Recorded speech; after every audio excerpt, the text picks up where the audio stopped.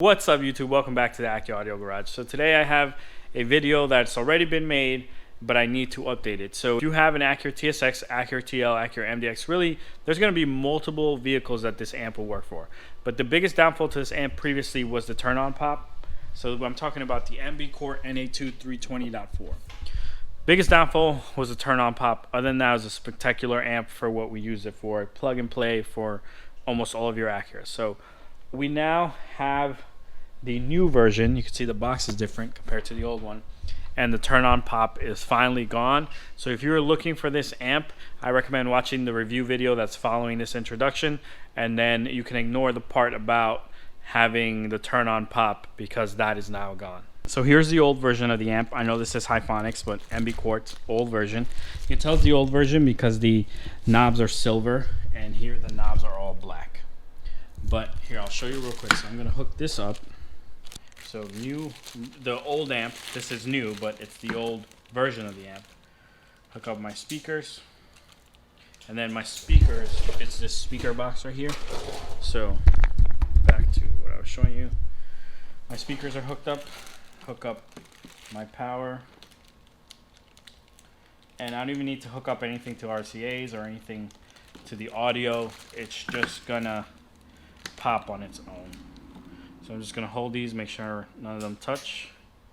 There we go, none of them are touching. Turn on the amp, you'll see the little blue light. And you heard that. I don't know if you heard that on mic, but I will redo it. So let me grab the radio. So here it is. I'm gonna hit the switch on the side here. Hit the switch, amp on. That little subtle pop. It's always there, it's annoying. It is what it is. Now I'm gonna show you with the new amp. Here's the new amp. Again, I say you could tell this is the new amp because these knobs are no longer gray. Everything else kind of looks very similar. These are also different. The way that this rubber sits or plastic sits is different. But okay, let me hook this up. So power, speakers. Now these are touching. Oh, okay. So you're gonna see, actually, I'll bring you over here real quick. So you can see a blue light come on. Blue light coming to the speaker. Oh, what was that? You didn't hear a pop, right? So look. I'll try to zoom out for you. So hitting the switch, amp comes on. Nothing. So they finally fixed it. So a 4-channel amp has no more pop. Highly recommend this amp to anyone who's looking for their TL, TSX. It's not going to be twice as loud, but it's going to be plenty loud. And it's coming for the MDX soon. It's coming for all the other cars. There's really nothing that's stopping you from using this in your Acura, except on the input side. We need to figure out the inputs to send to this amp. As we work with more Acuras, we'll have this available for more Acuras. But if you were thinking about getting the amp, now's the time. We're going to be talking about the 4-channel plug-and-play amp that we sell for the Acura TSX. We've been selling this amp for a while, and a lot of people like it. Just like any product, it does have its quirks, so I want to give you an honest review of the product that we sell and the amplifier used in this product. So first things first, this is a plug-and-play amplifier, meaning there are no new power or ground connections that need to be made. You literally remove that center console piece right there. It's 2 pieces. Unbolt your factory amplifier. So here's the factory amplifier. You disconnect it. I'll roll some foot. Literally just lift it up, pull it towards you, and then you have 2 connectors back here that you need to get rid of. They both have tabs at the top. How to do that? You get it out, and then you get to constructing the new amplifier. Plug and play amplifier comes with the following components. You get a plug and play harness, which consists of 2 harnesses, audio output, and then audio input to all the speakers, power and ground. Then you get the amplifier, and this is new at the period of releasing this video. We made a nice little bracket so you can mount it in the factory location. Before you had to zip tie it or screw it down. This is going to help you install it a lot easier. So I'm going to put this together. I'm going to plug it in the car. I'm going to play some music for you, and then you can be the judge. The thing I hate about this amplifier, and Ambicore has acknowledged it, or Hifonics or Maxonics, the company who makes these amplifiers. This is the Thor TPS A350.4. The other one we carry is the Ambicore 320.4. Ultimately, they are the same amplifier in different cases, but they are rated for different power. Like this says 350, the other one says 320. Ultimately, we've never had these amps dynoed, but I'm going to assume that they are the same amplifier inside because of the characteristics of the amplifier down to the knobs and levels. It's all the same. MB Quart redid the 5-channel amplifier that we sell. They're redoing the 4-channel amplifier. The new version is set to come out in October. So the new version is supposed to take care of the turn-on pop. That's one of the issues you have with this amp.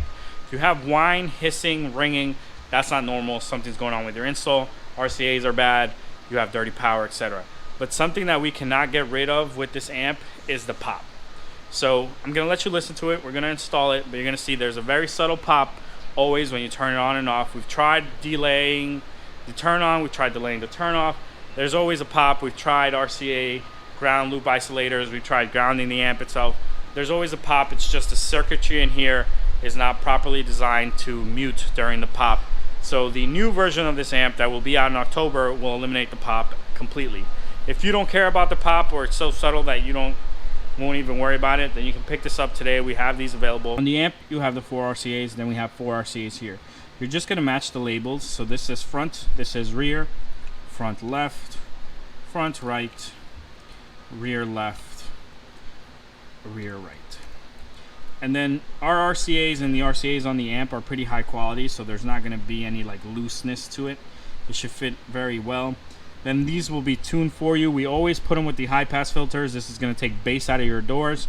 If you want the bass back, you would turn this off, but I recommend leaving the high pass filter on. That leaves you with 2 other connections that are going to come from this harness. So this is the output to all the speakers. This is power, ground, and remote. These just plug into here. This plugs into here. And now we just have to mount our ears to our amp. So I'm going to take care of that.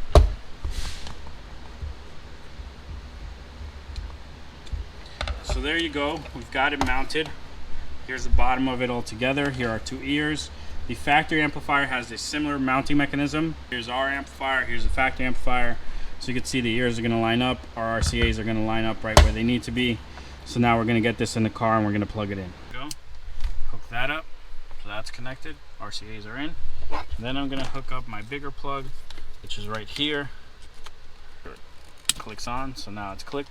So both of them are in. So now I'm okay to put these wires either above or below my amplifier. What I'm going to do is I'm going to start installing my amplifier and see. Okay, there we go. So I'm going to leave them above my amp.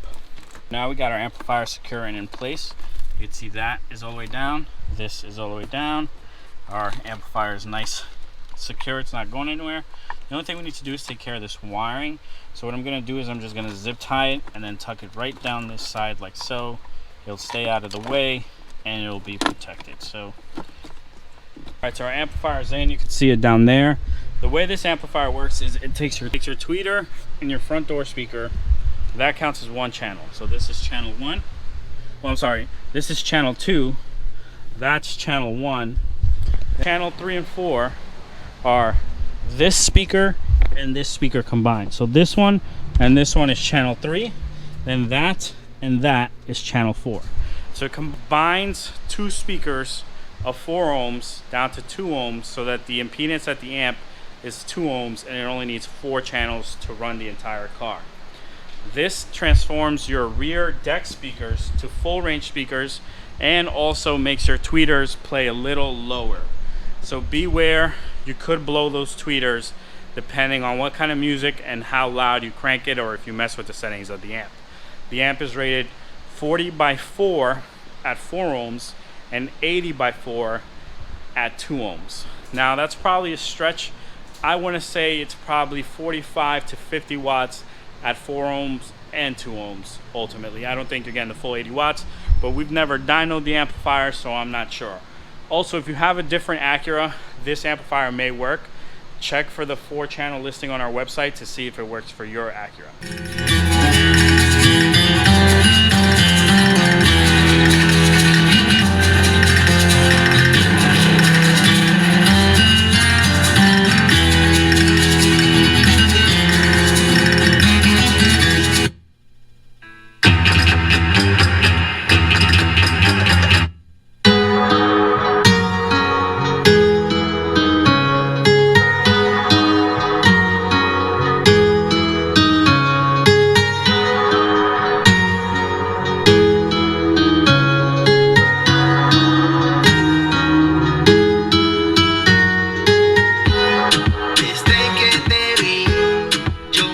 I know I'm sweaty. It's hot in this car. I want to talk to you about the cons of the amp. You saw the pros. You saw how loud it gets, how good it sounds, literally where it fits. You know, it's a good upgrade. Once they release the new version and we'll verify that the turn-on pop is gone, I think it's going to be the best plug-and-play amplifier out there for your TSX. But here are some of the cons. One of the cons is at 10, it's not as loud as the factory amplifier. So here, I'm going to go to 10. I think, I haven't measured, but to me it sounds at 10, the factory amplifier is louder. So if you like to listen at 10 for whatever reason, this could be considered a con. Also, this kind of continues up to like about volume 20. So at 20,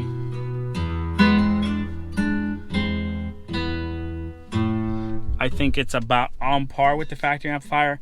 Then after 20, this is gonna blow it away. The other thing is, to get the volume that you want, we set the gains where 40 is going to introduce some distortion. So when you set your gains, you're supposed to set them at 3/4 volume. That's what we do for this car. But because the voltage, I'm not sure exactly electronically what is going on, but I'm going to assume because the voltage changes so much between 35 and 40, it causes the amp to clip and go into distortion. So at 40, 39, 40, 37, depending, I would say 38, 39, 40, depending on the song, it is going to clip. So this Spanish song we're listening to right now, at 40, it sounds distorted.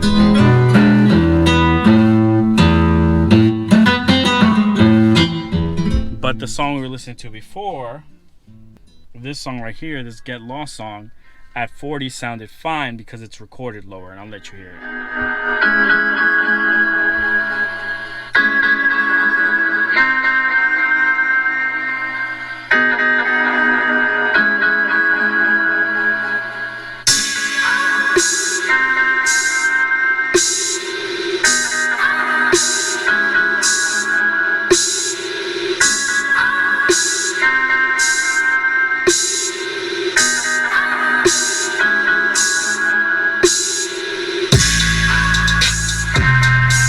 35 is where we set the gain. That's where your max should be. But because some songs are recorded lower, you can push past 35.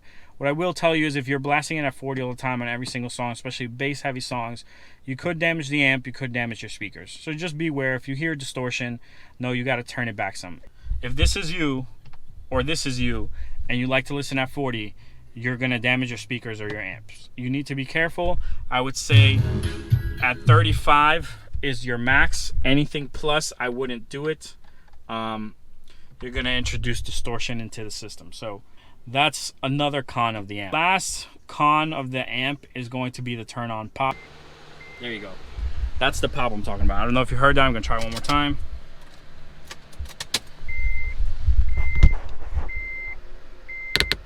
There you go.